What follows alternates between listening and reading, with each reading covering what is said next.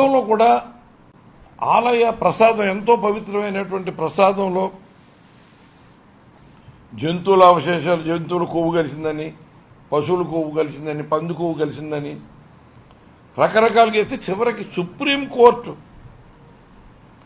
మొట్టికాయలు వేసినా కూడా మీకు ఎక్కడ బుద్ధి రాలా. ఇది ఈ సుప్రీంకోర్టు దీని మీద మొట్టికాయలు వేసింది ప్రపంచంలో ఉన్న శ్రీవారి భక్తులందరూ కూడా చూశారు. అయినా కూడా వాళ్ళకు కూడా మీరు పాఠాలు నేర్చుకునే పరిస్థితి కనీసం ప్రయత్నం కూడా చేయట్లా. ఇవాళ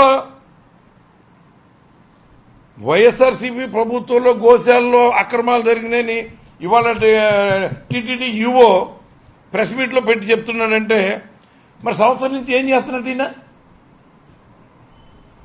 ఇవాళ గోశాలలో జరుగుతున్న అక్కడ నిర్వహణలో లోపాలు ఎత్తి చూపెడితే అప్పుడు మీకు గుర్తొచ్చిందా?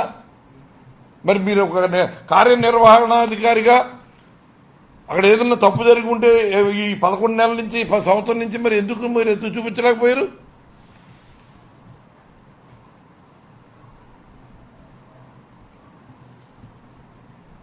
మరి దానికి సంబంధించిన వీడియోలన్నీ ఏదో మా దగ్గర ఉన్నాయని చెప్తారు. ఆ వీడియోలన్నీ అంటే ఎప్పుడు వీడియోలు మీరు చూపెడతారు చెప్పండి.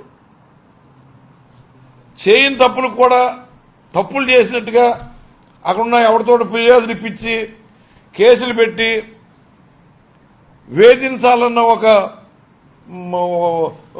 పాలసీని మరి ఇప్పుడున్న ప్రభుత్వం చంద్రబాబు నాయుడు గారు కానీ ఇంకా అందరూ కూడా ఈ కూటమి ప్రభుత్వం ఈ సంవత్సర కాలంగా చేస్తున్న కార్యక్రమం అదే.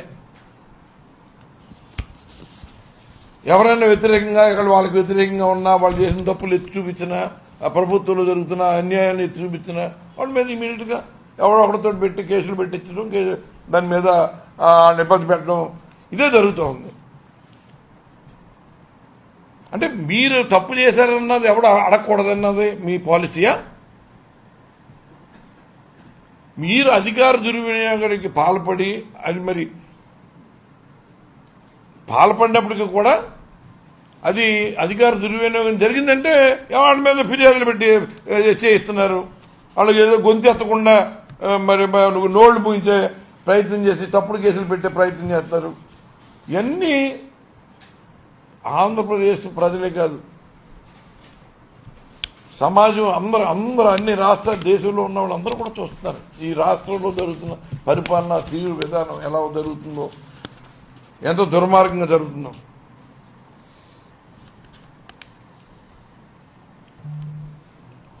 అసలు ఇంత జరుగుతుంది కదా. ఇవాళ ఈ టీటీడీలోకి సంబంధించి ఈఓ దగ్గర నుంచి, చైర్మన్ దగ్గర నుంచి, ట్రస్ట్ బోర్డు సభ్యుల వరకు వీళ్ళకి పదవులన్నీ ఎలాగొచ్చినాయి? రాజకీయంగా చంద్రబాబు నాయుడు గారికి ఎవరెవరైతే మద్దతు పలికారో ఆ మద్దతు పలికిన వాళ్ళందరికీ ఇవాళ పదవులు వచ్చినాయి. ఆయనకి గోవెల్ ప్రచారం చేసి వైఎస్ఆర్ మీద పర్వతాలు పనిగా పెట్టుకుని చంద్రబాబు నాయుడు గారికి లేనిపోయిన హైప్ తీసుకురావడానికి ఇష్టారాజ్యంగా మరి ప్రచారం చేసిన బిఆర్ నాయుడు గారికి చైర్మన్ అయిపోయాడు. అక్కడేదో మంగళగిరిలో బాగా లోకేష్ గారికి బాగా సహకారం చేశాడని మరి శ్యామలరావు గారికి ఏమో టీటీడీఓ ఇచ్చారు. ఇంకా మిగిలిన బోర్డు ట్రస్ట్ బోర్డు సభ్యులు కూడా వాళ్ళకి కావాల్సిన వాళ్ళు ఎవరు బాగా తాళమేస్తే వాళ్ళకి టీటీ బోర్డులు ఇస్తారు. సరే, మీరు ప్రభుత్వంలో అధికారులు ఉన్నారు, అది మీకు మీ ఇష్టం కాబట్టి మీరు చేసుకున్నారు. కానీ ఇవాళ ఒక వ్యవస్థలో ఒక ప్రతిష్టాకరమైన అత్యంత పవిత్రమైనటువంటి ఇవాళ మరి హిందూ సమాజం అంతా కూడా వెంకటేశ్వర స్వామిని కలియుగ వైకుంఠంగా ఆయన మరి ఆ తిరుమల క్షేత్రంలో ఎక్కడన్నా తప్పు జరిగితే అది జరిగిన తప్పును సరిదిద్దుకోవడం మానేసి దానికి ఎదురుదాడి చేయటం అన్నది ఎంతవరకు సమంజసం?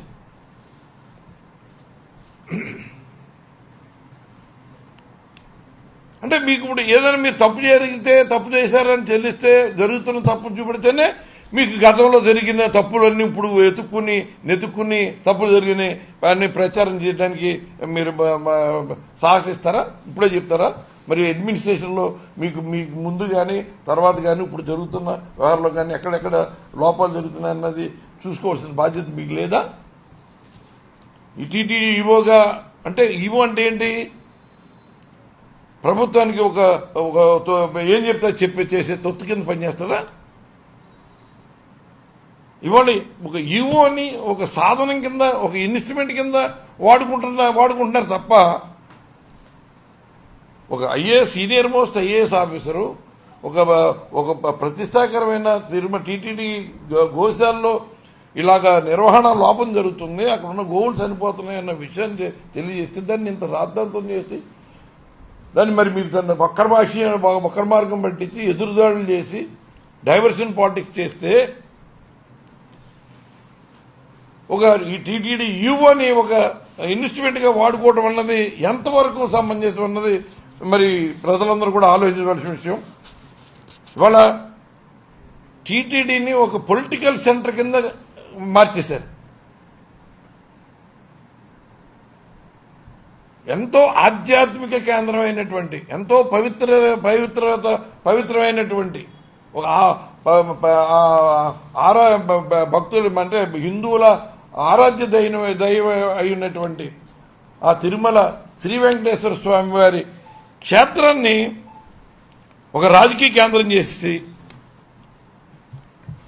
అది కూడా దాన్ని ఒక కక్ష సాధింపుకి ఏ రకంగా మనం ఉపయోగించుకోవచ్చు అనే ఆలోచనలో ఈ ప్రభుత్వం వెళ్తుందంటే మరి ఎంత స్థాయి దిగజారిపోయిందో ప్రభుత్వం ఆలోచనలు ఎలా ఉన్నాయో ఒకసారి ఆలోచించవలసిందిగా కోరుతున్నాను.